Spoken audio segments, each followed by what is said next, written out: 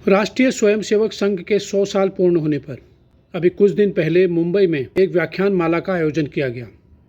इस व्याख्यान माला को संघ प्रमुख मोहन भागवत जी ने संबोधित किया। कार्यक्रम में बॉलीवुड की कई हस्तियां मौजूद रहीं। सलमान खान से लेकर रणबीर कपूर तक, विकी कौशल से लेकर रवीना टंडन तक और शिल्पा शेट्टी से लेकर जैकी श्रॉफ तक।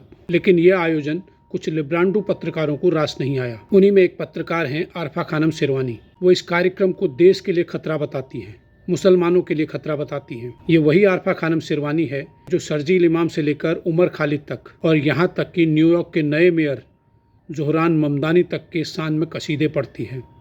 लेकिन इन्हें संघ के कार्यक्रम में बॉलीवुड हस्तियों की मौजूदगी नागवार गुजरी है। मैं इस देश के तमाम गरीब मुसलमानों, ईसाइयों तथा कथित पिछड़ी जातियों के लोग और दलितों को ये बताना चाहती हूँ कि वो इस देश में बिल्कुल अकेले हैं।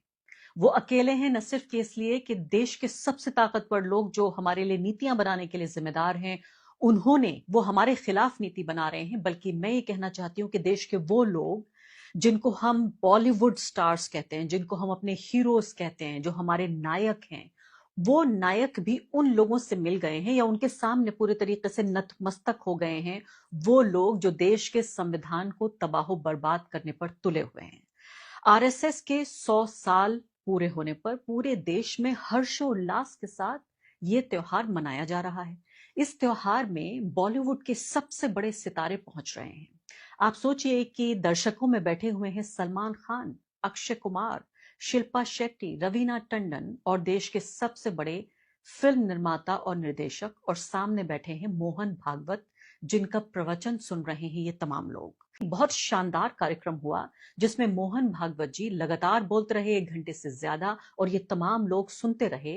जब वापस आए तो करण जौहर ने कहा कि वो पूरे तरीके से श्रद्धालु हो चुके हैं, उन्होंने कहा फैन बन चुके हैं वो।